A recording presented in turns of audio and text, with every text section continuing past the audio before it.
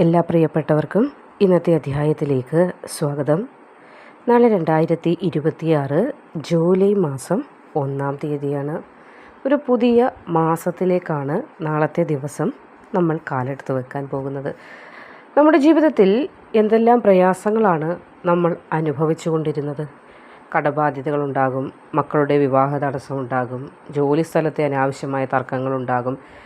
ചില ആളുകൾക്കാണെങ്കിൽ എത്ര അധ്വാനിച്ചാലും കയ്യിൽ പണം നിൽക്കാത്ത അവസ്ഥകളും ഉണ്ടാകും. ഒരു മാസം നമുക്ക് പലവിധ ബുദ്ധിമുട്ടുകളിലൂടെ കടന്നു പോകുമ്പോൾ നമ്മൾ ചിന്തിക്കും വരുന്ന മാസങ്ങളിലൊക്കെയും നമുക്ക് അതുതന്നെയായിരിക്കും അവസ്ഥയെന്ന്. അങ്ങനെ ഓർത്ത് ജീവിതം വരെ മടുക്കുന്നവരാണ് ഭൂരിഭാഗം ആളുകൾ.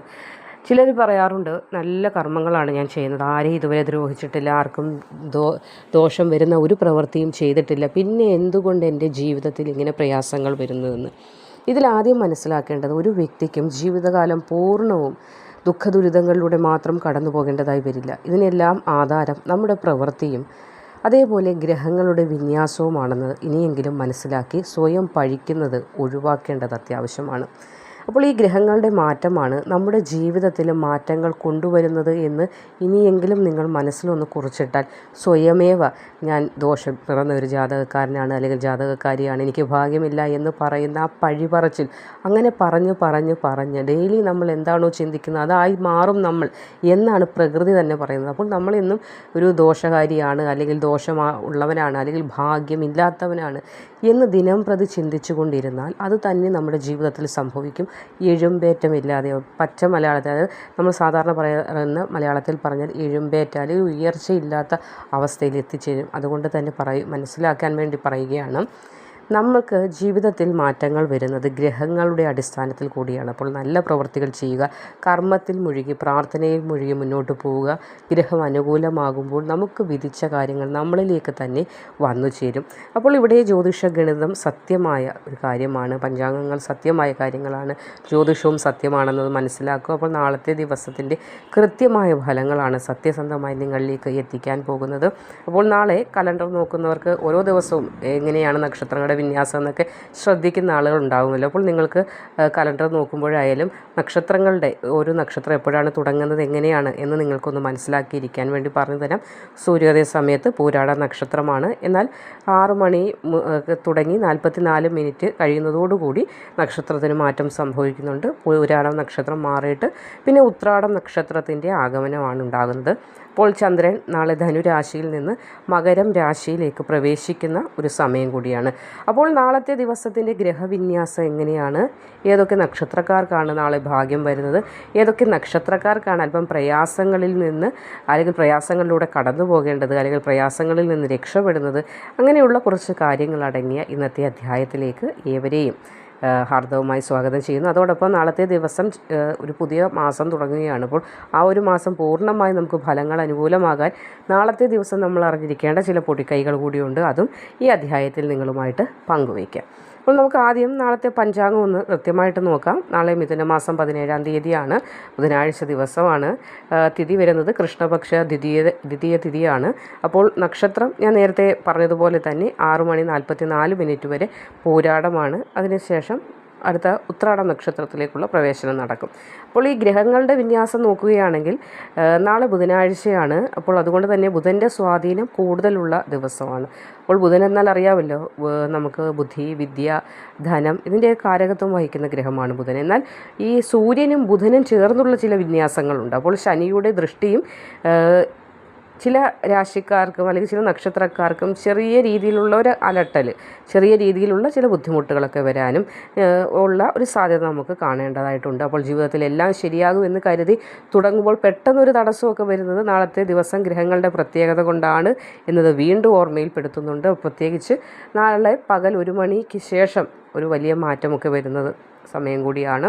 അപ്പോൾ ഏതൊക്കെ നക്ഷത്രക്കാർക്കാണ് ഈ മാറ്റം വരുന്നതെന്ന് തന്നെ നമുക്ക് തുടങ്ങാം. അതിൽ ആദ്യത്തെ നക്ഷത്രം മൂലം, പൂരാട, ഉത്രാടം വരുന്ന ധനുരാശിയാണ് ആദ്യത്തെ രാശിയായിട്ട് പറയാനുള്ളത്. അപ്പോൾ ധനുരാശിക്കാരായ ആളുകൾക്ക് കാര്യവിജയം, നേട്ടങ്ങൾ ഒക്കെയും നാളത്തെ ദിവസം പ്രതീക്ഷിക്കാം.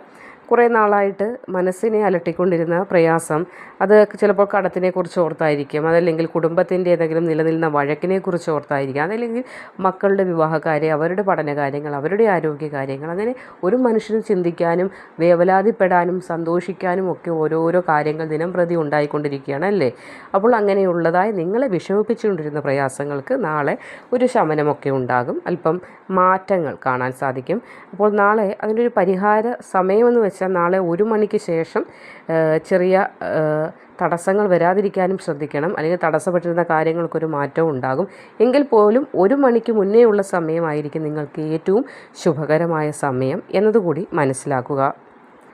അടുത്തത് പൂരുരുട്ടാതി നക്ഷത്രമാണ്. മീനം രാശിയിൽ വരുന്ന പൂരുരുട്ടാതി നക്ഷത്രക്കാർക്ക് കാര്യവിജയത്തിൻ്റെ ദിവസമാണ് നാളെ. അംഗീകാരമൊക്കെ ഉണ്ടാകും, ശത്രുക്കളുടെ ക്ഷയം ഉണ്ടാകും. ശത്രു വായ് കൊണ്ട് പറയുന്നതുണ്ട്, അല്ലെങ്കിൽ കൈകൊണ്ട് ചെയ്യുന്ന പ്രവൃത്തികളുണ്ട്. ഏതായാലും നാളെ ആ ശത്രുതാഭാവത്തോടു കൂടി നിൽക്കുന്നവർക്ക് നിങ്ങളുടെ മേൽ വിജയം കാണാൻ സാധിക്കില്ല, നിങ്ങൾക്ക് അവരുടെ പരാജയം കാണാനുള്ള അവസരം ഉണ്ടാകുന്നതാണ്.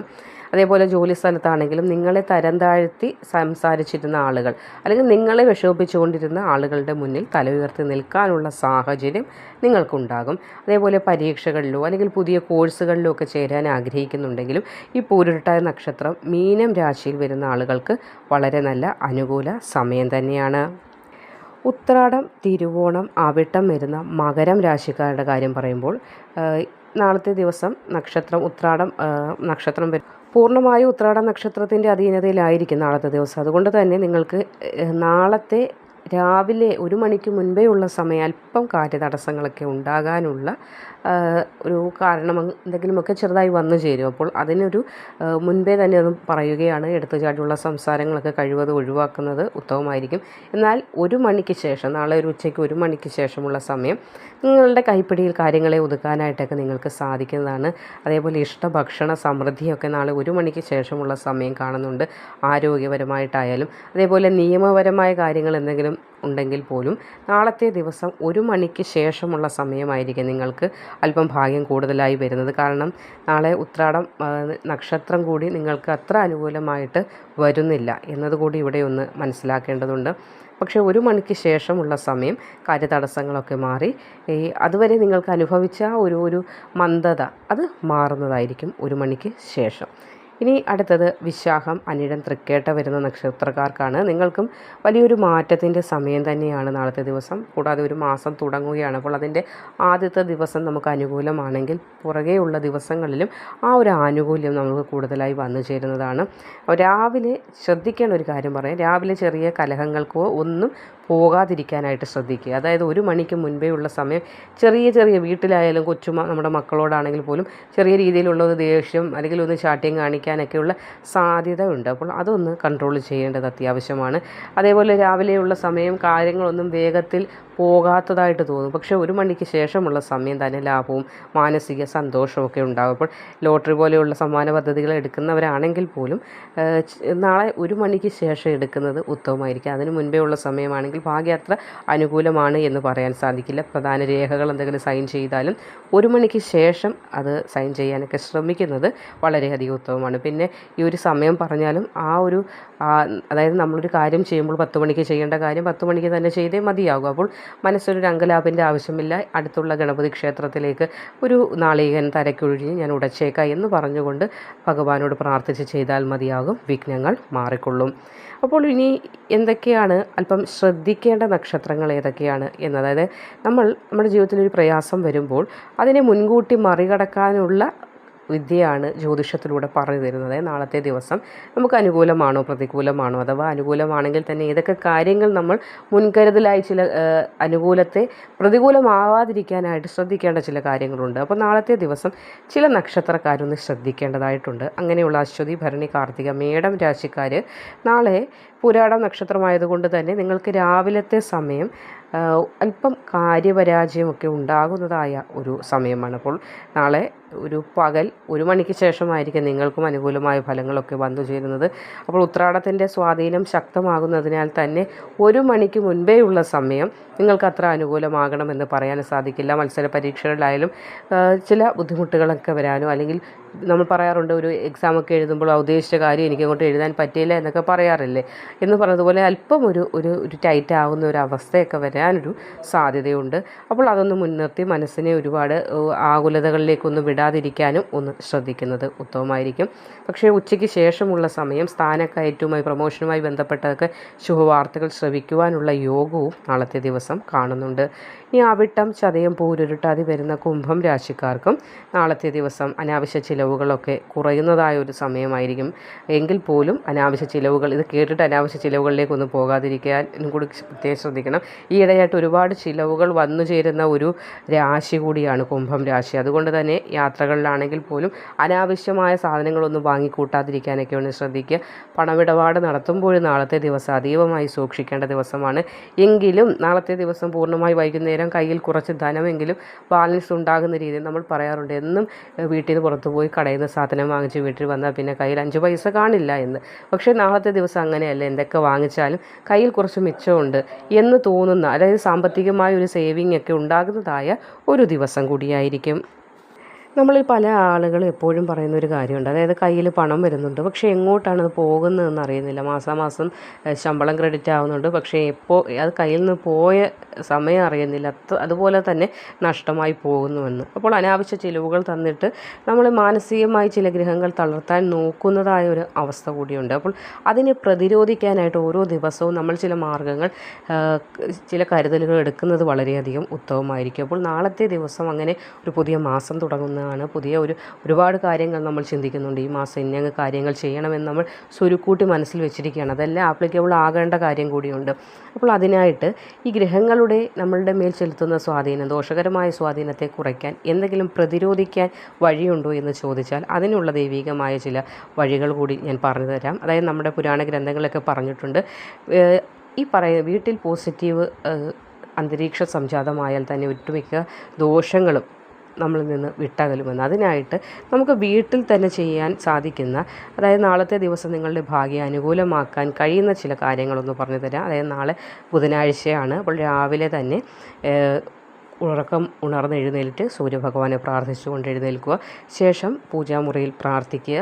പൂജാമുറിയിൽ ഗണപതി ഭഗവാന്റെ ചിത്രമുണ്ടെങ്കിൽ ഗണപതി ഭഗവാനെ വന്ദിക്കുക. കുളിച്ച് വന്നതിന് ശേഷം പ്രാർത്ഥിച്ചുകൊണ്ട് ഇറങ്ങിയാൽ നാളത്തെ ദിവസം ശുഭകരമായിരിക്കും. തടസ്സങ്ങളൊക്കെ മാറാനായിട്ട് അറിയാമല്ലോ, തടസ്സങ്ങൾ, വിഘ്നങ്ങൾ മാറ്റുന്ന ദേവനാണ് സാക്ഷാൽ വിനായകൻ. അപ്പോൾ തടസ്സങ്ങളൊക്കെ ഗണപതി ഭഗവാൻ ജീവിതത്തിൽ നിന്ന് എടുത്തു മാറ്റുന്നതാണ്. അതേപോലെ നാളത്തെ ദിവസം രാവിലെ കുളിച്ച് വന്നതിന് ശേഷം ഒരു ചെറിയ കഷ്ണം പച്ചക്കർപ്പൂരം, അതേപോലെ 2 ഗ്രാമ്പൂ ഇതൊക്കെ എടുത്ത് ഒരു ചെറിയ ചുവന്ന തുണിയിലോ, അതല്ലെങ്കിൽ നിങ്ങളുടെ ഈ ചുവന്ന തുണിയിൽ കെട്ടാൻ താല്പര്യമില്ലെങ്കിൽ പേഴ്സിൽ തന്നെ ഒരു പച്ചക്കർപ്പൂരവും അതേപോലെ 2 ഗ്രാമ്പൂവും എടുത്ത് നിങ്ങൾക്ക് സൂക്ഷിച്ചു വെക്കാവുന്നതാണ്. നാളത്തെ ദിവസം അത് നിങ്ങളെ നെഗറ്റീവ് എനർജിയിൽ നിന്നൊക്കെ രക്ഷിക്കുന്നതാണ്. അനാവശ്യ ചിലവുകളൊക്കെ കുറയുന്നതിനും ധനലാഭത്തിനും നിങ്ങളെ നാളത്തെ ദിവസം അത് സഹായിക്കുന്നതാണ്.